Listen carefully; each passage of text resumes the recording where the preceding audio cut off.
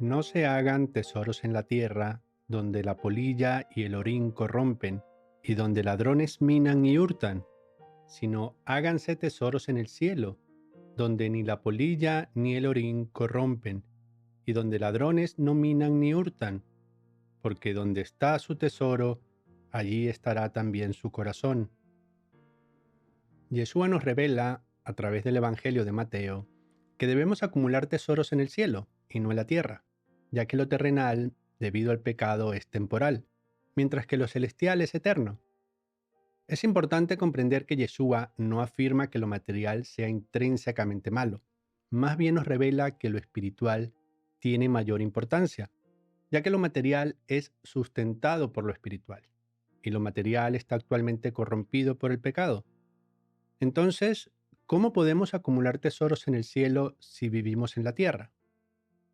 La clave está en entender que nuestro Mesías nos llama a utilizar nuestros recursos y nuestras vidas, que dependen de lo material y temporal, para promover lo eterno, que es sustentado por lo celestial.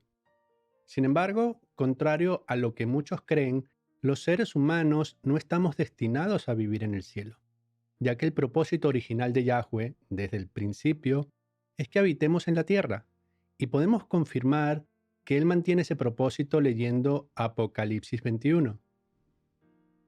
Vi un cielo nuevo y una tierra nueva, porque el primer cielo y la primera tierra pasaron, y el mar ya no existía más.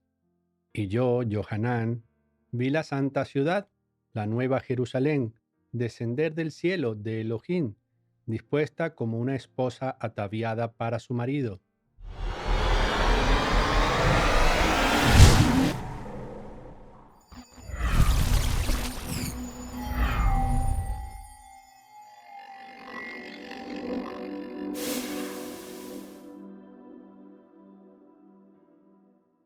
Shabbat Shalom y bienvenidos a una nueva presentación de la Parashá semanal.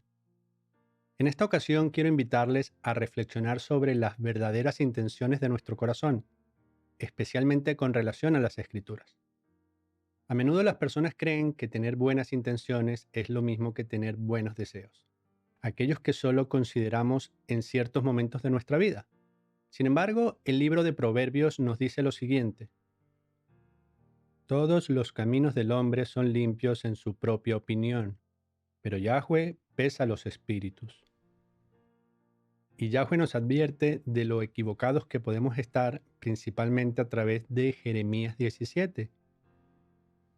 Engañoso es el corazón más que todas las cosas, y perverso. ¿Quién lo conocerá? Es parte de nuestra naturaleza como seres humanos querer sentirnos bien con nosotros mismos, lo que a menudo nos lleva a tener una percepción equivocada de cómo somos realmente. No queremos percibirnos como malas personas, y en muchos casos, las personas apelan a un supuesto derecho a ser feliz para justificar sus acciones. Además de esto, el orgullo también es parte inherente de la naturaleza humana, siendo este la raíz de todo pecado, ya que este nos lleva a creer que tenemos derechos que jamás hemos ganado. Y Yeshua fue muy claro al afirmar que ningún ser humano es verdaderamente bueno, como podemos ver en Lucas 18. ¿Por qué me llamas bueno? Ninguno hay bueno sino solo Elohim. En otras palabras, las personas somos malas y nuestro corazón nos engaña, haciéndonos creer que somos buenas personas. Por eso debemos valorar las escrituras conforme al corazón de Yahweh, y no según el nuestro, obedeciendo sus instrucciones, sin dejar que nuestros sentimientos u emociones nos lleven a inventar excusas. Es importante entender que las verdaderas intenciones de nuestro corazón no son propiamente lo que deseamos, sino más bien las que se reflejan en nuestra conducta. Porque más allá de lo que pensamos, la conducta nos revela la verdadera intención de nuestro corazón. Teniendo esto en mente, veamos qué nos dice el texto correspondiente a la parashá Kedoshim, que se traduce como santos o apartados, y que encontramos en Vayikra del capítulo 19 al capítulo 20. Habló Yahweh a Moshe diciendo: habla a toda la congregación de los hijos de Israel, y diles: santos seréis, porque santo soy yo, Yahweh vuestro Elohim. En varios de nuestros estudios hablamos sobre la santidad, con el propósito de que las personas puedan entender mejor lo que significa o lo que representa. Y debido a que muchas personas aún pueden pensar que la santidad o el ser santos es como un estado de la mente o del espíritu, o que es una especie de poder que algunos reciben después de la muerte, necesitamos continuar enseñando lo que realmente significa el ser santos, o dicho en hebreo, kadosh, porque escrito está, sed santos, porque yo soy santo. Como podemos comprobar en varios pasajes de las Escrituras, Yahweh le dice a su pueblo que debe ser santo porque Él es santo. Esto es un mandamiento para todo su pueblo y no es exclusivo para algunos. Y puede que a muchos les sorprenda esto por considerar que no tenemos la capacidad de ser santos. Y esto es relativamente cierto, porque no es algo que podamos hacer solos. Para ser santos verdaderamente necesitamos del Espíritu de Yahweh.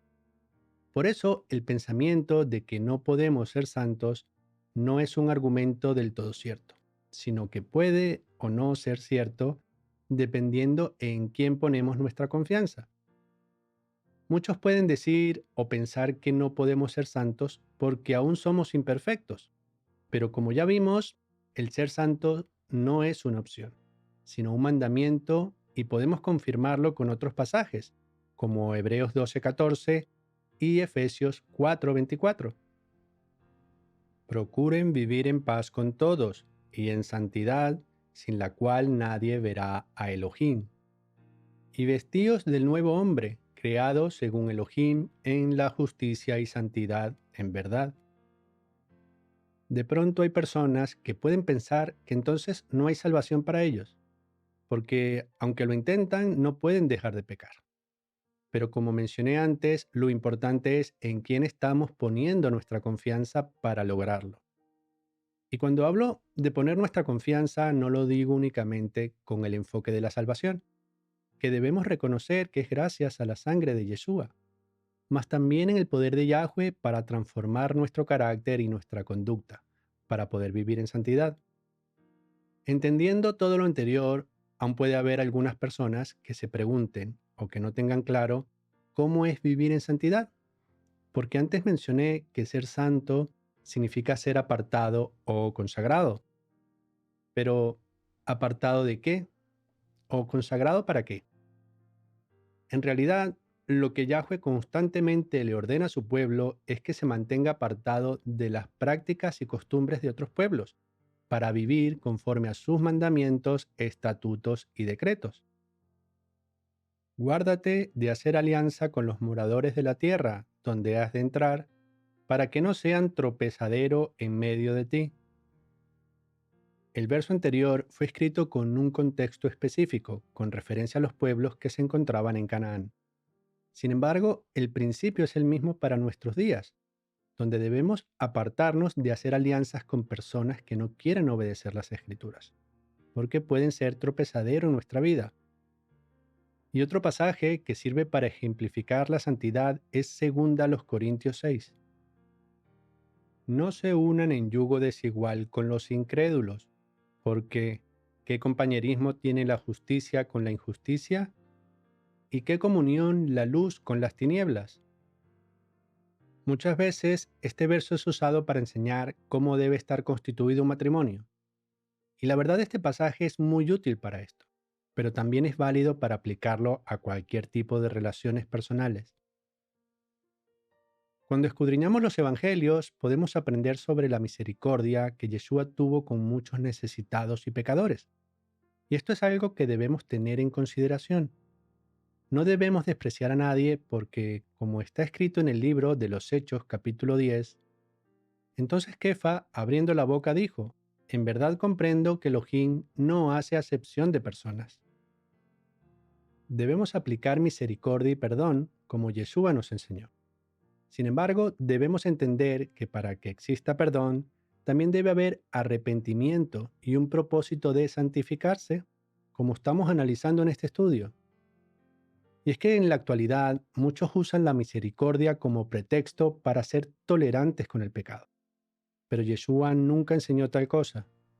Más bien, las escrituras nos revelan que los que no se arrepientan y se aparten del pecado no tendrán salvación.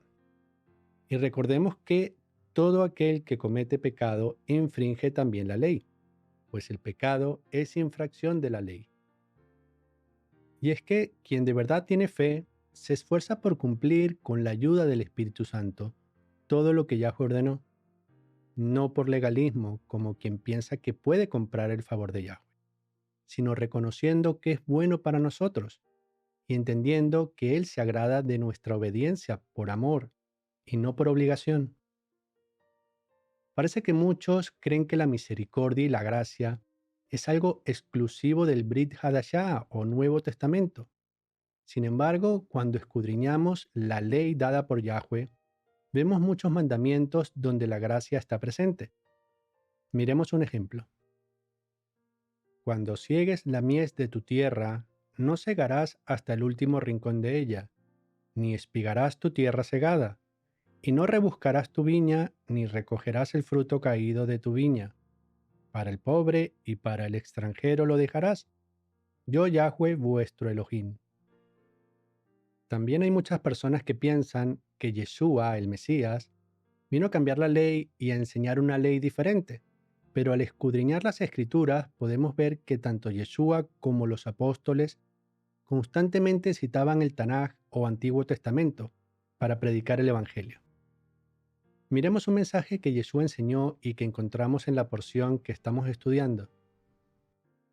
No te vengarás ni guardarás rencor a los hijos de tu pueblo, sino amarás a tu prójimo como a ti mismo. Yo, Yahweh. Mientras meditaba en esta parashá, pensaba en cuánto las personas están confundidas, creyendo que pueden agradar a Elohim sin obedecer sus mandamientos. Y no somos llamados a criticar a nadie, pero debemos confrontar los errores que se han predicado por muchos lugares durante mucho tiempo. Por ejemplo, tal vez hayas oído sobre una doctrina que podemos llamar como la oración de fe, que ha sido fundamentada por el pasaje que se encuentra en Romanos 10, que nos dice así: que si confesares con tu boca que Yeshua es tu Señor y creyeres en tu corazón que Elohim le levantó de los muertos, serás salvo, porque con el corazón se cree para justicia, pero con la boca se confiesa para salvación. Con este pasaje, algunos enseñan que apenas haciendo una oración sincera es suficiente para ser salvos. Y si bien muchos avanzan en el conocimiento de la verdad, muchos se confían por este mensaje y continúan viviendo sin santidad y practicando el pecado creyendo que han sido perdonados. Algo que quiero resaltar en este estudio es que debemos tener cuidado de no espiritualizarlo todo con un enfoque místico. Es cierto que Yeshua recibió a pecadores y comió y perdonó a muchos de ellos, pero necesitamos entender que aun teniendo misericordia, no fue tolerante con el pecado. Y eso es algo que debemos tener muy presente. Actualmente tenemos un gran problema con el entendimiento de lo que es la gracia, pretendiendo que ya no importa si alguien tiene relaciones con otra persona del mismo sexo o si tiene relaciones fuera del matrimonio, usando como pretexto que no debemos juzgar a los demás. Sin embargo, las escrituras nos revelan que no debemos juzgar a los que no forman parte del pueblo de Yahweh, porque de esos se encargará Elohim.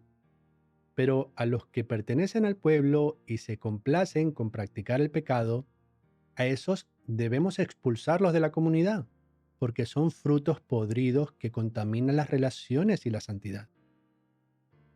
Y entendemos que vivimos en el mundo y Yahweh así lo quiere para que seamos luz y que otros puedan arrepentirse así como se nos dio la oportunidad a nosotros. Y eso es algo importante que debemos hacer en la medida de lo posible. Pero entendiendo que esto no se refiere a relacionarse con los que viven conforme al mundo. Debemos distinguir bien entre lo que es predicarle al mundo y relacionarse con el mundo. Misericordia no es lo mismo que tolerancia. Necesitamos tener comunidades y congregaciones donde se promueva la pureza y la santidad, y de ninguna manera pensar que la tentación y el pecado no nos afecta porque ya recibimos al Mesías en nuestro corazón. Recibir a Yeshua en nuestro corazón no significa que somos inmunes a la tentación, y mucho menos que tenemos pase libre para pecar, porque eso sería pisotear la sangre de nuestro Mesías. Y Hebreos 10 nos advierte sobre esto. El que viola la ley dada a Moshe por el testimonio de 2 o de 3 testigos muere irremisiblemente. ¿Cuánto mayor castigo pensáis que merecerá el que pisoteare al Hijo de Elohim y tuviere por inmunda la sangre del pacto en la cual fue santificado e hiciera afrenta al Espíritu de gracia? Hermanos, no debemos pensar que somos seres con poderes sobrenaturales contra el pecado.